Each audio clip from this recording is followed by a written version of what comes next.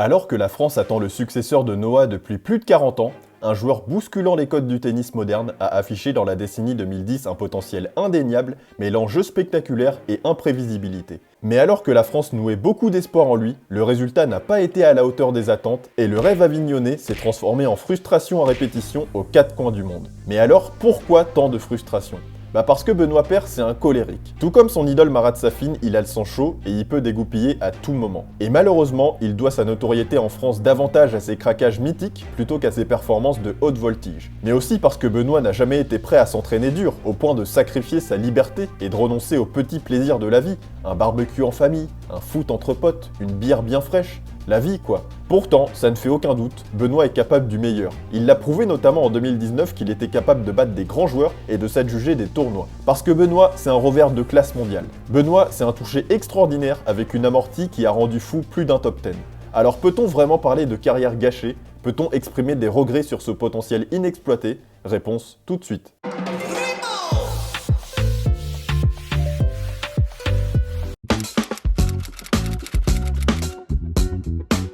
Benoît Paire, on pourrait le décrire comme le anti-héros du tennis, du moins du tennis français. Il est né le 8 mai 1989 à Avignon et il débute le tennis à l'âge de 5 ans. Et il faut savoir que son grand frère jouait aussi, il a même fait finale au championnat de France junior en 2003. Sa famille aime le sport, donc il est quelque part conditionné, mais avant de se consacrer à fond pour le tennis, il flirtait très sérieusement avec le football où il était vraiment bon. Il jouait dans le club de Pontet à côté d'Avignon et il aurait vraiment pu aspirer à une carrière pro, donc Paire c'est un peu un profil hybride, ce qui est peu commun. On a Sinner aussi qui a excellé dans le ski très jeune, mais c'est pas un schéma qu'on retrouve souvent. Donc Benoît, il a dû choisir entre les crampons et la raquette. Finalement, il choisit le tennis, mais il avait une relation beaucoup plus détachée avec le tennis par rapport à d'autres enfants qui rêvaient vraiment de gagner tous les grands chelems et être numéro 1 mondial. Lui, il abordait la chose différemment, avec un côté plus ludique, mais on va voir que ça ne l'empêchait pas d'être très exigeant avec lui-même et qu'il a vraiment horreur de rater au tennis. Et dès son enfance à Avignon, il était déjà un peu ce gamin qu'on avait du mal à cadrer, avec un caractère plutôt calme dans la vie, mais très susceptible sur le court. Et Benoît Paire, il finit par intégrer l'ISP Academy à Sophia Antipolis, qui est un centre de formation pour les jeunes qui veulent aller au bout de leur potentiel et pourquoi pas se lancer sur les circuits pro. Donc c'est la première fois réellement qu'il suit un entraînement intensif et pendant cette année-là, il est repéré par la fédération. Donc il intègre le CNE, le Centre National d'Entraînement en 2007, mais à peine 2 ans plus tard, il se fait renvoyer en raison de son fort caractère où parfois il peut dépasser les limites. Et à l'écouter, il a dit plusieurs fois en interview qu'aujourd'hui certes on le trouve sanguin sur le court, mais qu'à l'époque c'était bien pire que ça. Donc on peut comprendre son exclusion effectivement si c'était vraiment pire. Donc Benoît, il est pas dans les clous, il suit pas réellement le programme, il a du mal avec l'autorité, mais ce qui est intéressant c'est que même après cet épisode, il continue sa route à sa manière et ce cheminement illustre bien la complexité de son parcours. Il a un talent indéniable, mais une incapacité à se plier aux règles et aux exigences du haut niveau. Donc il est passé par le circuit junior, où d'ailleurs comme son frère, il fait finale au championnat de France en 2007, mais une finale où il prend des points de pénalité, c'est très compliqué sur le court, sauf qu'en 2007, il gagne aussi 2 championnats au Cap d'El et à Istres, qui lui permettent de basculer sur le circuit pro. Et en juin 2007, il remporte son premier futur à Bourg-en-Bresse. Donc autant il peut dégoupiller, autant Benoît quand c'est dans la zone, c'est monumental. Et il a continué à gravir les échelons. En 2011, il intègre le top 100, en 2012 le top 50 et en 2013 le top 30. Donc finalement, on peut dire ce qu'on veut, colérique ou pas, Benoît Paire, il a complètement réussi son pari. Benoît Paire, c'est aussi et surtout un jeu spectaculaire. Il n'y a vraiment pas de joueur comme lui sur le circuit. Quand tu le vois jouer, tu sais jamais à quoi t'attendre. Et c'est aussi ce côté imprévisible qui en a déboussolé plus d'un sur le circuit. Benoît Paire, droitier, revers à deux mains, énorme revers à deux mains, l'un des plus solides sur le circuit pour de vrai. Benoît d'ailleurs, c'est un des seuls joueurs qui pourrait décaler pour la prendre côté revers, c'est dire la qualité et la solidité du coup. Benoît, il est grand, il mesure pas loin de 2 mètres, donc ça lui permet d'avoir un service très puissant pour derrière avoir un coup plutôt facile à jouer quand la première passe. Côté coup droit, on va pas se mentir, et il le reconnaît lui-même, c'est beaucoup plus friable. C'est bien plus friable que son revers, et je pense que c'est le coup qui lui a fait le plus défaut dans des matchs importants qu'il a perdu contre les meilleurs, ou même des joueurs aussi forts que lui, mais qui ont un coup droit solide où ils ont fait la différence dans la diagonale. Mais pour pallier cette faiblesse, Benoît, il a un toucher de balle exceptionnel. Il peut sortir des amortis d'un autre monde à n'importe quel moment du match, et c'est presque devenu sa signature. C'est un des meilleurs dans ce domaine, mais forcément, ça fait pas tout non plus. Et quand ça tourne pas comme il veut et qu'il commence à faire des fautes, ça peut virer au cauchemar. Parce que force est de constater que mentalement, il peut aussi être friable assez rapidement dans un match. Et il suffit de pas grand chose. Un spectateur qui parle un peu fort, une erreur d'arbitrage. Bon, là ok, quand ça vient de l'arbitrage, c'est vraiment énervant. Mais si un élément joue en sa défaveur, malheureusement, sa capacité à s'accrocher et à se montrer imperméable quelle que soit la situation, il nous l'a trop peu montré. Donc ce style de jeu, ça a pu être sa force, parce que quand tout est dedans, c'est vraiment incroyable. Mais quand ça tombe pas comme il faut, bah y a vite ce côté émotif qui refait surface, parce que Benoît, finalement, c'est un joueur qui montre ses émotions. Et ça peut être sa plus grande faiblesse. On pourrait dire que Benoît Paire, c'est un peu l'artiste incompris du circuit. Ses coups de génie peuvent faire basculer un match, mais son manque de constance peut aussi le faire sombrer. Alors là, on arrive à un point crucial, à savoir la relation de Benoît Paire avec l'entraînement. Et pas l'entraînement classique avant un match ou un tournoi pour se chauffer, hein. Non, l'entraînement hardcore, qui permet de passer des paliers dans sa carrière. L'entraînement aux intersaisons qui permet de travailler ses forces, ses faiblesses, de s'affûter physiquement, de se développer mentalement. Et bah cet entraînement, Benoît Paire, il a vraiment du mal. Contrairement à des joueurs, à des légendes comme Nadal, Djokovic, Federer, ou même des besogneux, hein, qui se sont déchirés toute leur carrière à l'entraînement, comme Ferrer, Berdych, Dimitrov, qui sont des bourreaux de travail, Paire, il a jamais été fan, ni même un grand partisan de l'effort intensif, de l'entraînement acharné quotidien pour devenir un athlète de haut niveau. Et il l'a souvent dit lui-même, hein, il aime pas passer sa vie à la salle de gym ou sur le court à s'entraîner pendant des heures pour rester au top et progresser. Benoît, en fait, il aspire à vivre une vie normale. Il veut aussi profiter de la vie avec ses amis, faire un barbecue, aller faire un foot avec ses potes. Il préfère largement faire un foot avec ses potes plutôt que de s'enfermer dans un programme d'entraînement draconien. Donc il est un peu piégé entre le fait d'être un excellent joueur de tennis, parce qu'il faut dire ce qui est, hein, tu deviens pas 18e mondial en claquant des doigts, mais aussi avec le fait qu'il refuse le mode de vie qui est lié à son métier, à savoir s'entraîner partout, tout le temps, pour devenir meilleur. Et écoutez-le en conférence de presse où il parlait de sa motivation quand il a dû retourner en challenger pour regagner des points. Franchement, jouer le challenger, c'est pas une corvée, ce serait beaucoup trop loin de dire ça, mais ça reste quelque chose où je prends beaucoup moins de plaisir et où j'y vais pas forcément avec le même plaisir que si j'arrive sur un 250 comme à Montpellier, comme les gros tournois que je vais jouer, Indian Wells, Miami, ça c'est des tournois qui me font rêver. Après, vous dire que quand j'arrive sur certains tournois en challenger, j'ai la même motivation, ça serait mentir. Mais le seul truc, c'est qu'il faut passer par ces tournois pour remonter au classement. Donc c'est à moi aussi de faire l'effort sur quelques semaines pour pouvoir justement grappiller ces points qui me manquent. Là, je vais être aux alentours de la 109e, 110e place mondiale. Donc il ne me manque pas beaucoup, mais il faut faire l'effort et il faut arriver justement comme sur des challengers à prendre des points, à faire des demi, des finales pour pouvoir jouer après des gros tournois et pour pouvoir à nouveau jouer mon meilleur tennis. Vous voyez, hein, on sent quand même un joueur émotif, qui triche pas, qui reste authentique, malgré ce qu'on peut penser de lui. Et au niveau de la diététique, il le montre souvent sur ses réseaux sociaux, il peut s'afficher à manger au McDo. Je me souviens la veille de son match contre Nadal au premier tour de Roland-Garros en 2017, qui est donc un match très important dans sa carrière, il a posté une photo où il est au restaurant avec des frites et une belle entrecôte. Alors ça peut paraître anodin et tout à fait normal, et en soi, ça l'est. C'est pas grave de manger ça avant un gros match, mais finalement c'est un symbole. Ça symbolise son côté en marge du milieu professionnel et de la rigueur dont il devrait faire preuve. Lui, il veut juste faire des trucs de gens normaux, loin des contraintes du haut niveau. Et on sent qu'il a du mal à sacrifier sa liberté pour le tennis. Et c'est pas du tout un reproche, hein, c'est tout à fait compréhensible. Mais au final, forcément que ça va se ressentir à un moment ou un autre dans ses résultats, et il le sait. D'ailleurs, c'est dans un Stan Perrault qui disait ça, les fameux lives Instagram avec Wawrinka pendant le confinement, où il disait qu'il était déjà très content de sa carrière. Il a été 18e mondial. Donc c'est incroyable pour un joueur qui, entre guillemets, n'a pas fait tous les efforts, mentalement, physiquement, tennistiquement, pour arriver au top. Maintenant, ce manque de professionnalisme lui a valu un certain nombre de critiques, forcément. Parce qu'on est en France, on est français, et ça fait plus de 40 ans qu'on cherche le successeur de Noah. Et dès qu'on voit un bon joueur sur le circuit, on le pousse, et on aimerait qu'il fasse des gros coups en grand chelem. Ou du moins, on aimerait que le joueur en question fasse tout ce qui est en son pouvoir et se donner les moyens d'aller loin. Et ce qui au final n'est pas forcément le cas pour Benoît Paire. Donc c'est un joueur qui a pu frustrer le public français de par son laxisme au plus haut niveau. Et Benoît, on l'a vu avec son jeu spectaculaire juste avant, c'est un joueur qui est souvent qualifié comme talentueux, avec sa main incroyable. Et c'est là qu'on peut se poser la question suivante. Qu'est-ce qui compte le plus dans le sport de haut niveau? Le talent naturel ou le travail acharné? Est-ce que c'est le travail qui mène au talent ou le talent qui mène au travail? Qu'est-ce que le talent d'ailleurs? Paire, c'est un bon exemple pour illustrer toutes ces questions. Si on définit le talent comme un don, une aptitude, une capacité naturelle dans un domaine, alors on peut considérer que Benoît a un talent fou, même si, attention, évidemment, hein, il a beaucoup travaillé pour développer et consolider ce talent, à savoir sa main, ses amortis, son revers, son service, c'est indéniable. Mais sans un gros travail derrière. Ce talent, il finit par avoir une limite. Mais d'un autre côté, s'il avait suivi un entraînement beaucoup plus strict,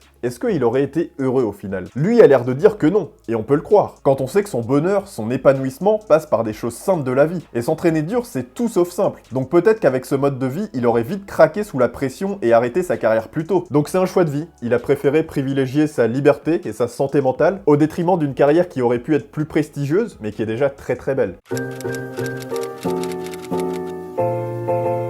Benoît Paire, c'est aussi un joueur au tempérament bouillant. Et ça, on l'a vu à plusieurs reprises avec ses gros craquages sur le court. Malheureusement, Benoît Paire, son image, elle s'est figée comme le joueur qui pète un câble sur le court. Et en même temps, il nous a donné tellement de matière que c'est impossible presque de le percevoir autrement. Moi, j'aimerais qu'il soit plus connu pour son revers ou ses amortis que ses pétages de câbles, mais c'est impossible. D'ailleurs, dites-moi en commentaire quel est votre craquage préféré de Benoît Paire parce qu'il y a de quoi faire. Faisons peut-être un petit échantillon. Washington 2018, Baghdatis, fin de match. Benoît Paire est complètement frustré par son niveau, il est double breaké dans le troisième, il finit par casser plusieurs raquettes de rage, il bouscule son banc, Baghdatis le console mais en vain, il s'incline et quitte le court sous les huées des spectateurs. Les Jeux Olympiques 2016 à Rio, alors là c'est beaucoup plus sérieux. Benoît Paire est qualifié pour les Jeux Olympiques et c'est mérité, hein, il était bien classé donc pas de problème, sauf que Benoît, au lieu de dormir au village olympique dans la chambre avec Gilou, il a préféré rejoindre Shaim qui était sa copine à l'époque dans un hôtel à Rio, tranquille. Alors évidemment, hein, on le comprend, c'est beaucoup plus agréable, mais là il suffisait juste de respecter les règles le temps d'un tournoi, et pas n'importe lequel, les Jeux Olympiques, le plus grand événement sportif du monde. Donc il finit par se faire disqualifier, ce qui est pas fou pour l'image de la France, hein, parce que là on le rappelle, il jouait pas pour lui, hein, il jouait pour la France, donc épisode bien triste. En plus, juste derrière, on avait un joueur comme Lucas Pouille qui était prêt à traverser l'Atlantique à la nage pour aller les jouer ces Jeux Olympiques. Mais bon, cette histoire, elle illustre bien la personnalité de Paire.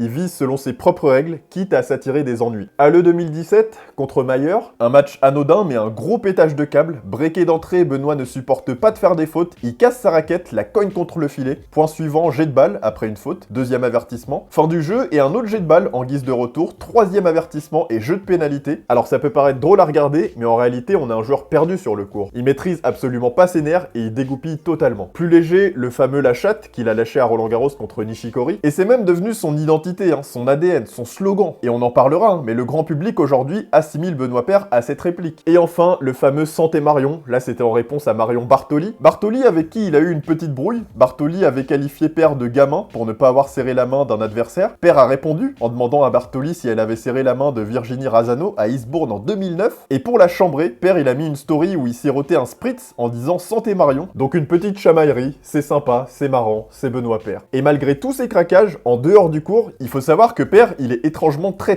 calme, très posé. Et c'est un sacré contraste entre sa personnalité explosive sur le court et son comportement très tranquille en dehors. C'est comme s'il utilisait le tennis pour évacuer toutes ses frustrations, pour laisser sortir toute la pression qu'il accumule. En dehors, c'est vraiment un autre homme, plus serein, plus détaché. Et c'est peut-être ça aussi qui fait que beaucoup de gens l'apprécient, malgré les excès. Donc voilà, c'était un échantillon du Benoît Paire enragé. Évidemment et malheureusement, il y en a beaucoup d'autres, et peut-être que c'est pas fini et qu'il nous en réserve encore. Nous, c'est Game Set Talk, on est des passionnés de tennis et on vous raconte des belles histoires de joueurs et de joueuses comme en ce moment. Alors si c'est un contenu qui t'intéresse, n'hésite surtout pas à t'abonner, ça nous aide énormément, et à activer aussi cette petite cloche, c'est très important. Elle te permet d'être informé à chaque nouvelle vidéo qui sort. À noter que je suis en alternance sur la chaîne, j'essaye de faire croître le projet, sauf que générer des fonds sur YouTube, c'est très compliqué. Donc on a lancé une campagne de financement participatif, donc si tu souhaites nous aider à développer le projet et soutenir ma deuxième année d'alternance, n'hésite surtout pas à faire un petit don sur Tipeee, le lien est juste en dessous en description. Merci beaucoup.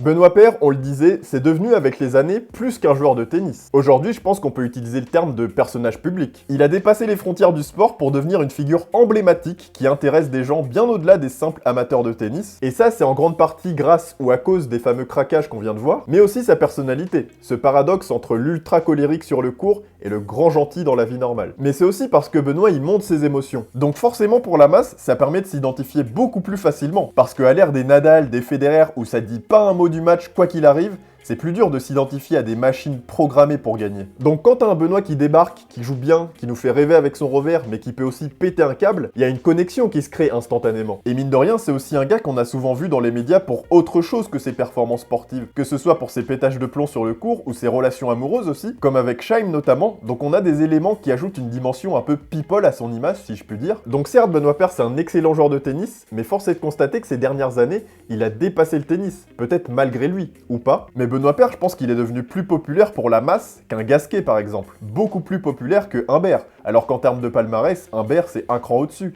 Gasquet 4 crans au-dessus. Donc de par sa personnalité et ses scènes colériques, il a pris une autre dimension. D'ailleurs, de ce point de vue-là, on peut faire une comparaison intéressante avec un certain Nick Kyrgios, parce qu'on se rend compte qu'ils ont quelques points communs quand même. Tous les deux ont un peu cette attitude je m'en foutiste, un peu désinvolte, qui les différencie des joueurs traditionnels. Ils ont absolument pas peur de dire ce qu'ils pensent, de montrer leurs émotions. Ils ont un style de jeu flamboyant, imprévisible, puissant. Donc Paire comme Kyrgios sont des joueurs qui sortent souvent du cadre classique du tennisman, Ce sont deux trublions qui trouvent pas leur bonheur dans la routine d'un joueur de tennis professionnel, mais plutôt en se reconnectant avec la vie, la vraie vie. Les deux s'entraînent peu, par rapport aux autres, bien évidemment, donc ils sont souvent critiqués pour leur manque de discipline, mais en raison de leur coup de colère, ils attirent quand même un public énormissime, et ça c'est un point intéressant. Benoît, il attire les spectateurs parce qu'il est bankable. C'est un très bon client parce qu'on sait qu'il va se passer quelque chose. On n'est jamais à l'abri d'un craquage, et c'est malheureux, mais on vit dans une époque où les gens aiment le sang, les dramas et le chaos. Et Benoît Paire, c'est un des joueurs avec lequel on a le plus de chances d'avoir tout ça. Mais d'une certaine façon,